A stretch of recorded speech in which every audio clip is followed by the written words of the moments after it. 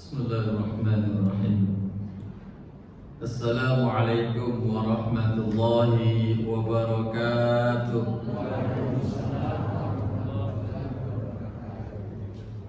Alhamdulillahi rabbil alamin. Thumma alhamdulillahi rabbil alamin. Alladzi khalaqal mauta wal hayata liyabluwakum ayyukum ahsanu amala. Alladzi khalaqal insana fi ahsani taqwim. Alladzi anzalal qur'an hudan linnas. Alladzi arsala rasulahu bil huda wa dinil haqq liyudhhirahu 'ala ad-dini kullihi walau karihal musyrikun. Allahumma salli fasallim wa barik ala Sayyidina wa maulana wa habibina Muhammad sallallahu alaihi wasallam. Alhamdulillah, mengucap syukur kepada Allah Subhanahu wa ta'ala atas nikmatnya yang telah diberikan kepada kita. Patut kita bersyukur tanpa ada ragu, karena yang memberikan segalanya adalah Allah. Dan orang yang pandai mensyukuri nikmat Allah tentu akan dicintai oleh Allah Subhanahu wa ta'ala. Salawat beriring salam semoga tercurahkan kepada Nabiina Muhammad sallallahu alaihi wasallam. Allahumma salli ala Muhammad wa ala ali Muhammad. Nabi yang kita rindukan syafaatnya, Nabi yang kita nantikan syafaatnya, Nabi yang kita cintai dari dahulu hingga akhir zaman. Bahkan kita selalu merindukan perjumpaan dengan beliau di surganya Allah Subhanahu wa ta'ala. Bapak Ibu yang dimuliakan oleh Allah, jamaah salat maghrib yang insyaallah mulia, majelis ta'lim, majelis ilmu yang insyaallah majelis ini selalu dirahmati oleh para malaikat. Hadir para malaikat memperhatikan, melihat, mencatat dan membersamai kita dalam setiap kegiatan-kegiatan taklim kita, karena apa yang kita lakukan adalah karena Allah Subhanahu wa ta'ala. Bapak Ibu yang dimuliakan oleh Allah Subhanahu wa ta'ala, lama kita tak berjumpa. Mudah-mudahan kangen kita, rindu kita ini diberikan syafaat oleh Allah Subhanahu wa ta'ala. Maka ketika sudah lama itu saya bingung mau kasih materi apa. Kalau nanti kita ingatkan lagi sudah terlalu lama. Jadi karena itu pas ada WA dari kawan, salah satu kawan itu profesor, jadi ngirim beberapa kitab itu online, dan itu kitab-kitab hadis yang dikirimkan. Ada tafsir, ada bicara tentang surga neraka, ada bicara tentang orang yang matinya su'ul khatimah, dan beberapa kejadian-kejadian, kisah-kisah tragis orang yang meninggalnya su'ul khatimah. Saking banyaknya dan karena waktunya mepet, ada yang menarik bagi saya. Ada hadis di dalam kitab itu, satu hadis dari Al-Imam Al-Bukhari yang menyatakan, dan ini sering juga saya sampaikan. Apa itu bunyinya? Wa innamal a'mal, dan sesungguhnya amal manusia, amal kita itu bil khawatim, tergantung pada yang terakhir. Maksudnya apa? Jadi kalau kita meninggal, orang yang meninggal itu sesuai dengan kebiasaan yang diperbuatnya. Maka yang di akhir-akhir itu kalau baik dia, apalagi sampai dia bertobat, maka dia termasuk orang yang husnul khotimah. Maka kalimat yang paling baik yang diucapkan ketika orang yang meninggal adalah la ilaha illallah, kalimat tauhid. Ada yang menyebut kalimat rububiyah, la ilaha illallah. Sungguh luar biasa bagi yang dimuliakan Allah. Inilah yang kita khawatirkan kalau seandainya kita orang-orang yang beriman, yang sudah lama ini beribadah, yang sudah lama ini merasakan Islam, nanti tiba-tiba kita di akhir hayat mati dalam kondisi dengan amal yang tidak baik. Mana khawatir sekarang kita kalau mau mati kehilangan duit atau suul khotimah? Tanya nih, coba kita mati, mau mati nih, kita lebih takut kehilangan jabatan atau suul khotimah? Mana? Tahu suul khotimah, takut ya. Ini bagi orang yang tidak punya jabatan.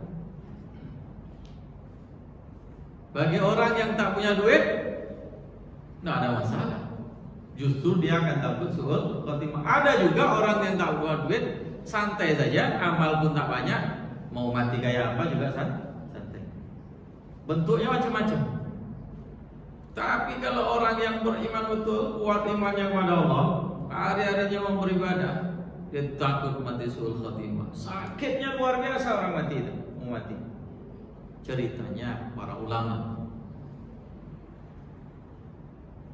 ini luar biasa. Jadi kalau kita mati santai, kita mau mati sudah waktunya, misalnya ada tanda-tanda gitu, kita tak pernah takut dengan matinya suul khotimah, la ilaha illallah.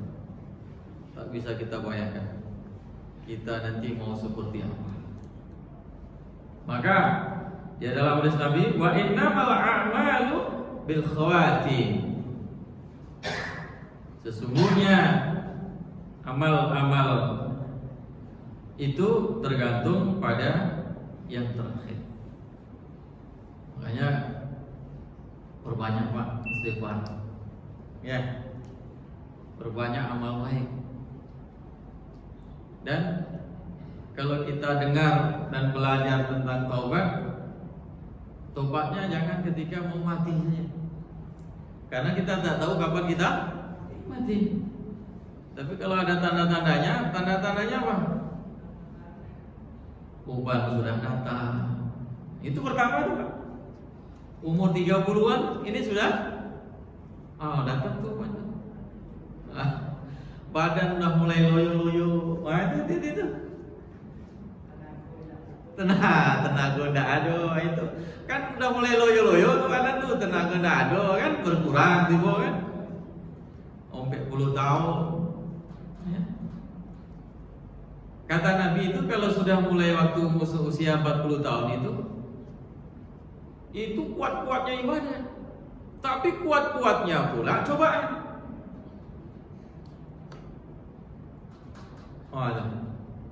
Maka kalau sudah usia 40 tahun masuk sampai 49, dia rajin tahajudnya jam 1 sampai jelang subuh,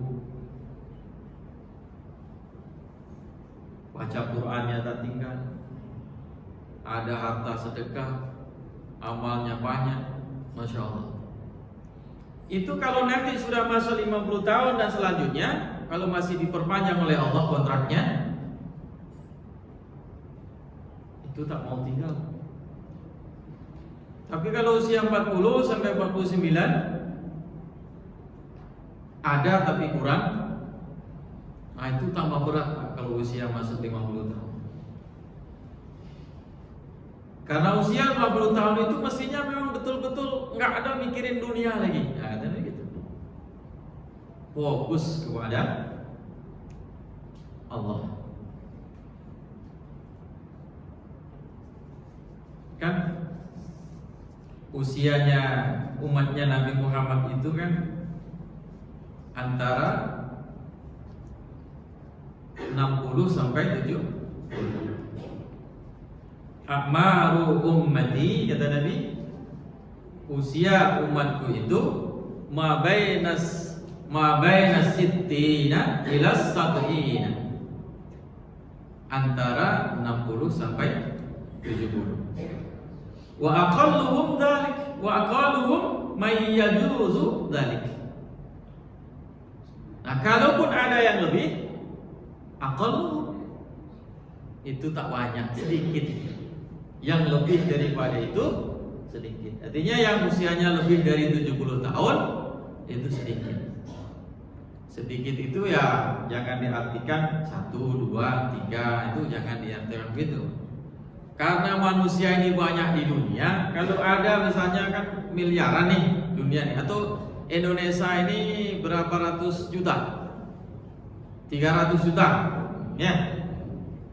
Kalau sedikit itu jangan 1, 2, 3, jangan. Kalau 1%, nah itu anggap Pak. Tapi 1% itu banyak dari 300 juta. Kalau ada yang lebih 70 misalnya anggaran 100 orang, nah itu masih sedikit dari 300 juta. Atau 500 orang dari 300 juta itu masih sedikit. Itulah kira-kira.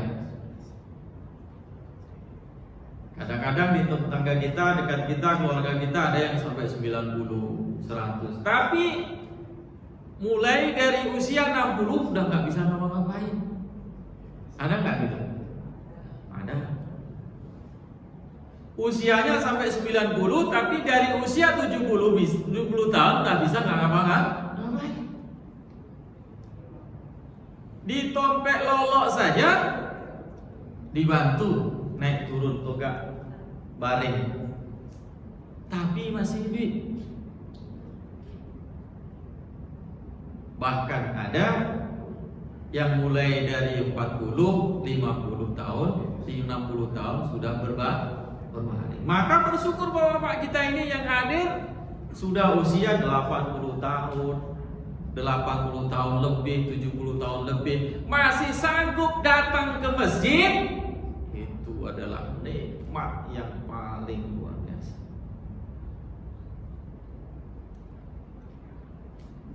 Dalam ilmu tasawuf, Bapak Ibu yang dimuliakan Allah, kira-kira nikmat yang paling kecil itu apa? Ini saya tanya nih, nikmat yang paling kecil dalam hidup kita itu apa?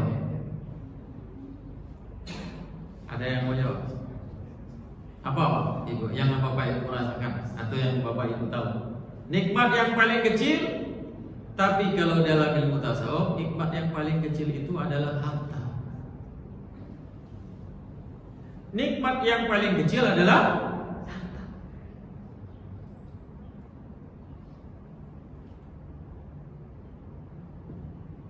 luar biasa kan? Nikmat yang paling kecil. Padahal orang selama ini mengagung-agungkan harta, berarti harta kan yang paling segalanya. Ya.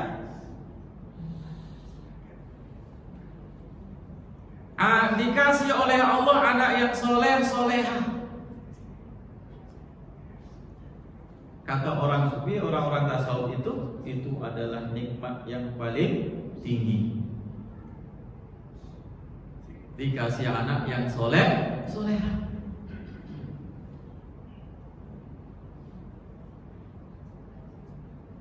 Tapi kalau ada nikmat, bisa sholat, bisa ini, bisa itu, bisa dekat dengan Allah, kata orang tasawuf, itu adalah nikmat yang paling harus disyukuri. Jadi di atas yang tinggi itu masih ada yang tinggi lagi. Nah itu. Jadi kalau kita hari ini kan banyak yang mendekati mati ya. Usia-usia kita ini. Saya hari ini adalah hari pertama lebih dari 50 tahun. 50 tahun saya kemarin. Di hari ini adalah hari pertama dari 50 tahun. Alhamdulillah. Kayaknya Ustaz segar buka kayak anak 30 tahun aja kan. Hendaklah 50 tahun. Alhamdulillah. Usia gak tahu berapa lagi. Kalau saya tidak hati-hati maka saya berazam. Di hari saat pertama saya lewat dari 50 tahun, saya harus betul-betul memperhatikan akhirat saya, memperhatikan kehidupan dekat dengan Allah. Sebab tak tahu lagi kapan saya dijemput oleh Allah. Mungkin ini mewakili daripada bapak dan ibu sekalian. Jadi kalau usia bapak dan ibu sampai 60, 70, 80 tahun hari ini, maka jangan sekali-kali meninggalkan Allah dengan alasan apapun, supaya kita masuk mati dalam keadaan husnul khatimah. Masya Allah. Ini sebetulnya berat. Dunia semakin lama semakin kacau. Dunia semakin ke sini semakin kita dihantui oleh sesuatu hal yang kita tidak mengerti kapan akhirnya dunia ini. Tapi semakin nikmat, datang terus kemudahan, datang terus pembaruan, datang terus segala macam hal. Oleh karena itu betul kata Allah, Alladzi khalaqal mauta wal hayata liyabluwakum ayyukum ahsanu amala. Allah itu menguji hamba-hambanya dengan mati, dengan hidup yang Allah ciptakan untuk kita. Untuk apa? Untuk mengetahui siapa yang paling baik amalnya, siapa yang paling terbaik, terbagus amalnya. Jadi tak terlepas kita, siapapun kita, mau bupati, mau wali kota, mau gubernur, mau presiden, mau apapun kita, jabatan kita di dunia ini, maka kita pasti akan bertemu dengan yang namanya mati. Kullu nafsin dha'iqatul maut. Setiap yang bernyawa, setiap yang bernafas. Apa yang bernafas? Manusia. Terus hewan. Kalau manusia mati, hewan pasti juga mati. Karena dia bernafas. Gak ada yang namanya yang bernafas tidak mati, tidak ada. Tapi tumbuhan tak bernafas, siapa tahu? Siapa yang mengira tumbuhan itu juga hidup, maka dia akan mati. Bahkan kalau kita bayangin, kata Allah nanti ketika hari kiamat datang, gunung-gunung itu meletus, mengeluarkan segala isinya, dan isinya yang besar-besar itu berterbangan seperti kapas-kapas. Dunia nanti akan menjadi datar, menjadi luluh lantak, menjadi Tak ada gunung lagi, tak ada pasaknya lagi, tak ada yang tinggi lagi. Semuanya rata, pecah semuanya, meletus semua isinya. Itu kata Allah Subhanahu wa ta'ala. Kalau sudah datang seperti itu, tunggulah pada saatnya manusia akan dikumpulkan di padang mahsyar dan nanti akan diberikan keadilan. Bahkan ada yang menanti. Jadi kalau dalam kitab itu disebutkan bahwa manusia itu nanti dalam menanti padang mahsyar itu hadir di padang mahsyar, giliran untuk kemudian dibangkitkan lalu kemudian ditimbang amalnya, itu satu hari dunia sama dengan 50.000 hari di sana. Jadi di sana itu satu hari sama dengan 50.000 hari dunia, itu maksudnya. Di dunia ini lama nggak satu hari? Rasanya lama. Tapi bagaimana kalau satu hari di sana itu sama dengan 50.000 hari? Berapa lama tuh? Sementara yang menanti saat itu, waktu menanti untuk datang saat-saat yang tepat pada saat peradilan Allah, itu bukan satu hari. Bahkan dikatakan yang paling mudah yang satu hari itu orang yang beriman, cepat. Tapi kalau orang tak beriman, itu bisa puluhan tahun, seakan-akan menanti seperti lamanya orang yang hidup di dunia 50 tahun itu ibarat satu hari. Bayangkan. Baik-baik yang dimuliakan oleh Allah, maka ingat kepada Allah Subhanahu wa ta'ala, tidak akan rugi. Maka Allah ingatkan selalu untuk kita, ya ayyuhalladzina amanu taqullaha haqqa tuqatih wa la tamutunna illa wa antum muslimun.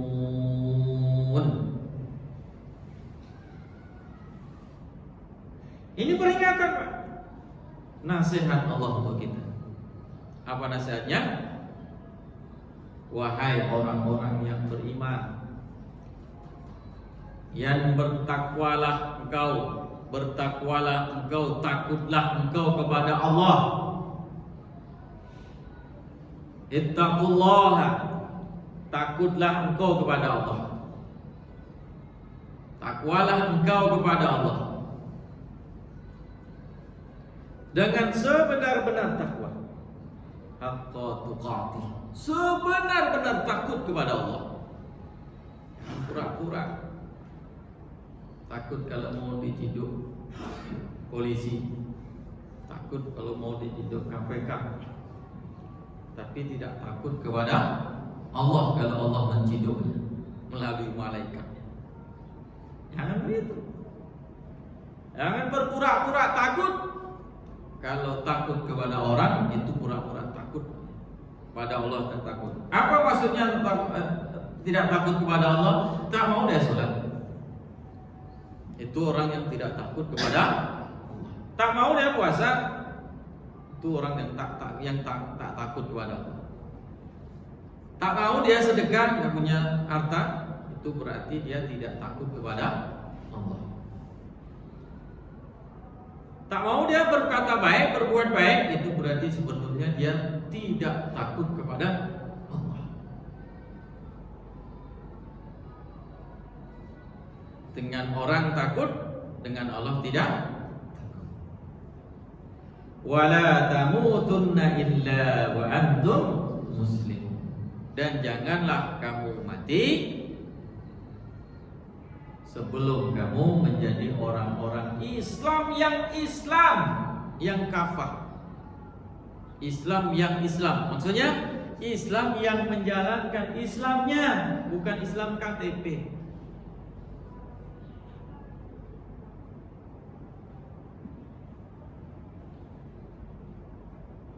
Kalau kita naik haji, sebelum naik haji persiapan nggak? Pasti. Mau naik haji, ke Mekah.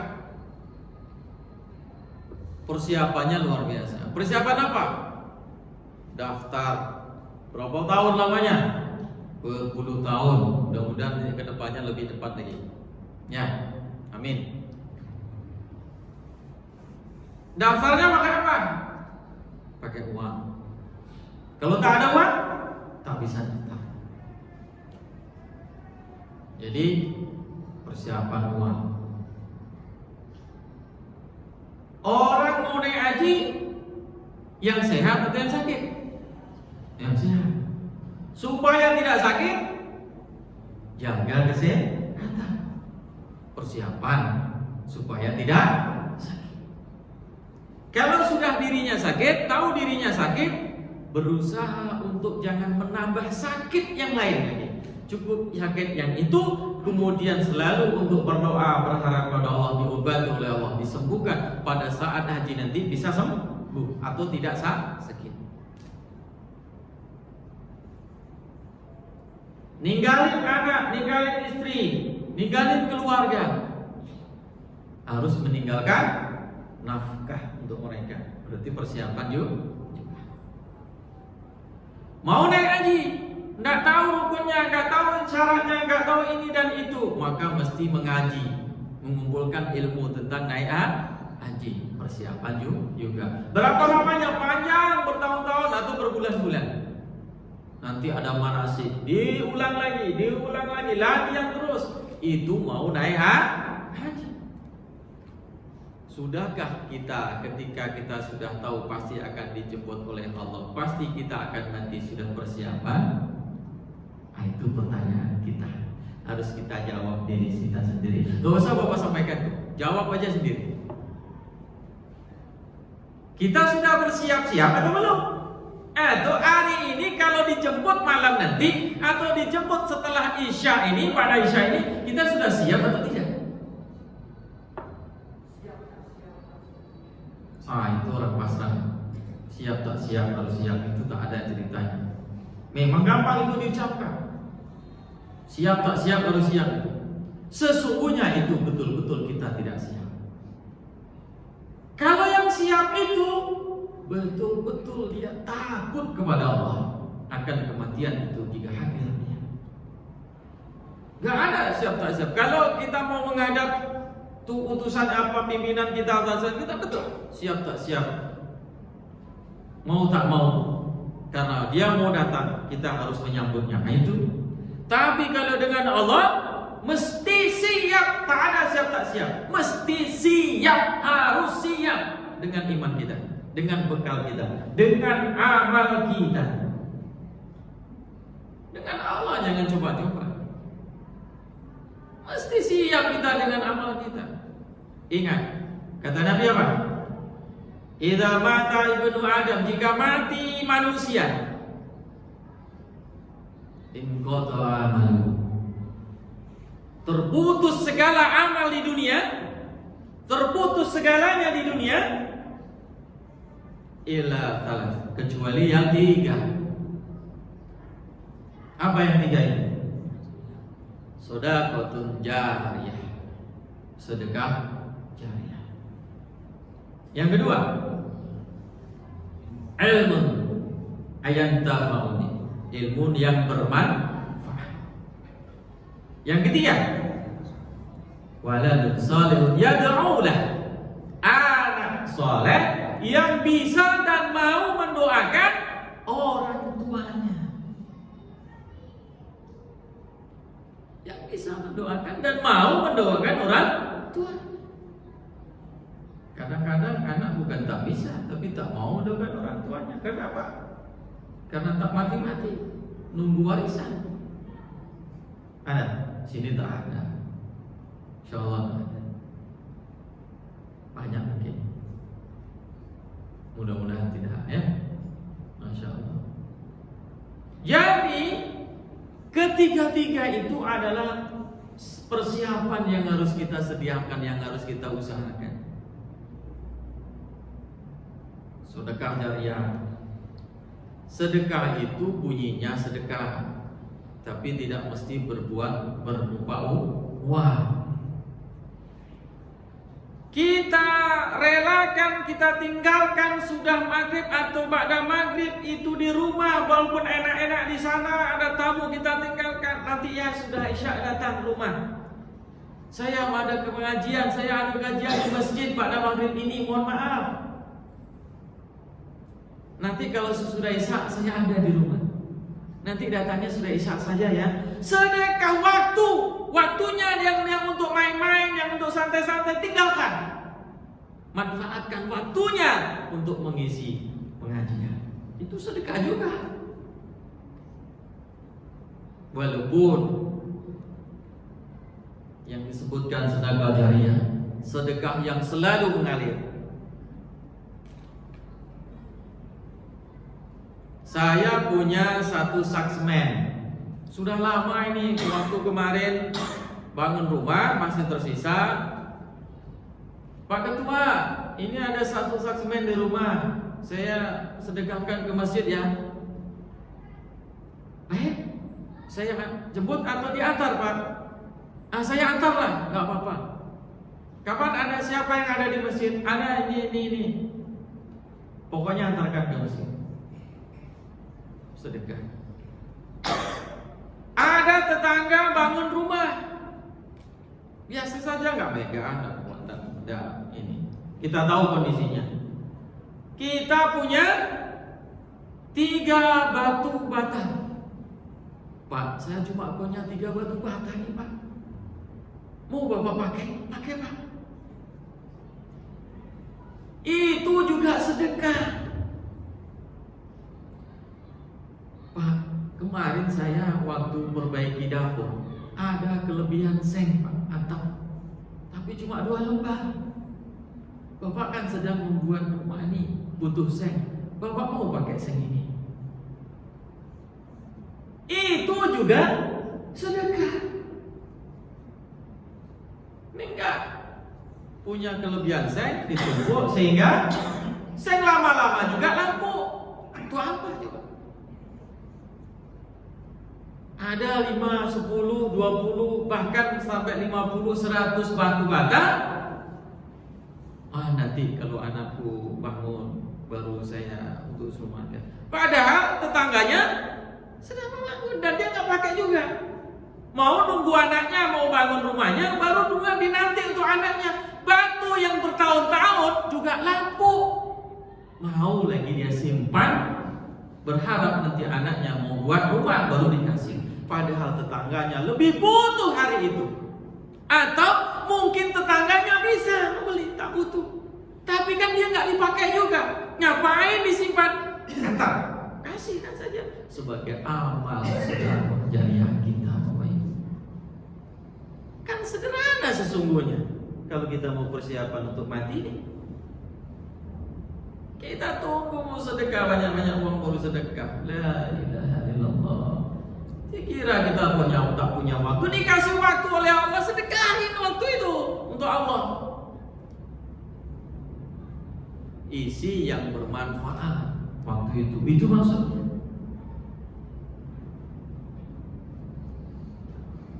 Ilmu yang bermanfaat. Ya kalau mendidik anak harus yang bermanfaat. Ucapan kita, perilaku kita, tindak tanduk kita, apa yang kita sampaikan, apa yang kita lakukan dan kita kerjakan, itu akan diperhatikan, dilihat oleh anak-anak kita. Maka jangan salahkan kata pepatah, guru kencing berdiri, anak kencing berlari. Lebih kencang pula anaknya, siswanya, daripada guru atau orang tuanya. Maka hati-hati. Tapi jangan salahkan peribahasa itu. Ini nyata. Dulu orang tua tak bisa pakai HP. Bahkan sampai sekarang ini ada orang tua yang tak bisa pakai HP. Tapi anak baru setahun, baru 2 tahun, baru 3 tahun sudah bisa menggunakan HP. Senang dia nengok HP, orang tua tak senang dengan HP. Mesti harus dia ajarin. punya HP diajari, menggunakan HP diajari, dipantau dan lain sebagainya. Ini bekal untuk mati kita, supaya kita husnul khatimah. Bapak Ibu yang dimuliakan oleh Allah. Ya ayuhan nas, ittaqu rabbakumul ladzi khalaqakum min nafsin wahidah wa khalaqa minha zawjaha wa batha minhuma rijalan katsiran wa nisaa wattaqullaha alladzi tasaaluna bihi wal arham innallaha kana 'alaikum raqiba. Bapak Ibu yang dimuliakan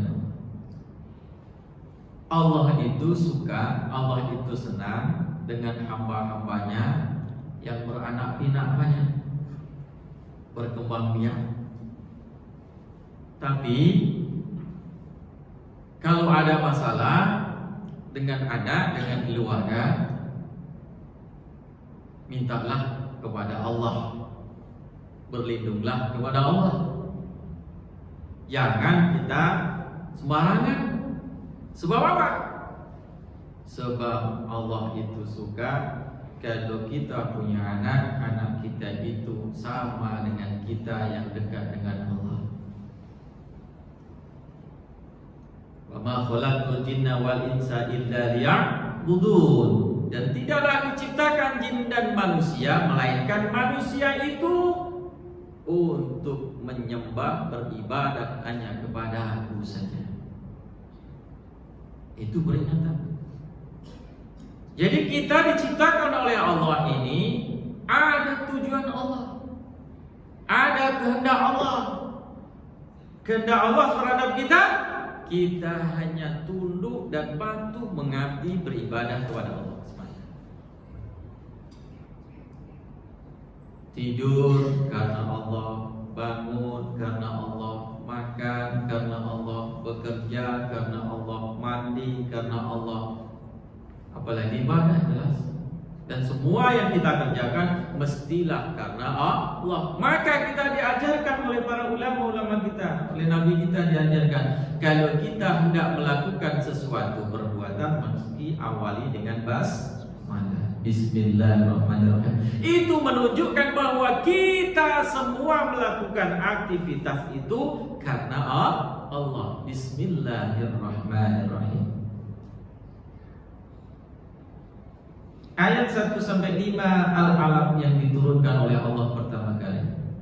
Iqra bismi rabbikal ladzi khalaq. Bacalah atas nama Tuhanmu, dengan nama Tuhan, dengan menyebut asma Allah Subhanahu wa taala. Iqra bismi rabbikal ladzi khalaq. Allah yang menciptakan, Tuhan yang menciptakan.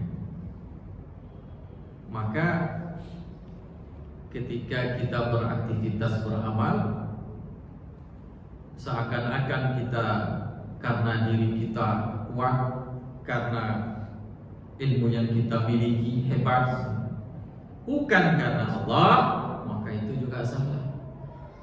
Maka Iqra diajarkan untuk kita, mengingatkan kepada kita selalu kalau mau berbuat maka bismillah. Jadi Bapak Ibu yang dimuliakan Allah, insyaallah mudah-mudahan yang sedikit ini yang sebentar ini kita sampaikan, kita ingin mengajak untuk Bapak Ibu kita semuanya, terutama yang menyampaikan, yuk kita persiapkan diri kita untuk menjemput kematian. Menjemput kematian. Jangan tunggu-tunggu lagi, bertobatlah, jangan tinggalkan hal-hal yang baik untuk Allah. Mau 40 tahun, 50 tahun, 60 tahun, 70 tahun lebih pun, segalanya kita serahkan kepada Allah. Wala tamutunna illa wa antum muslimun. Dan janganlah engkau mati melainkan engkau sudah berserah diri kepada Allah sepenuhnya. Pasrahkan diri kita kepada Allah, gantungkan hidup kita hanya kepada Allah Subhanahu wa taala. Billahi taufiq wal hidayah. Wassalamualaikum warahmatullahi wabarakatuh.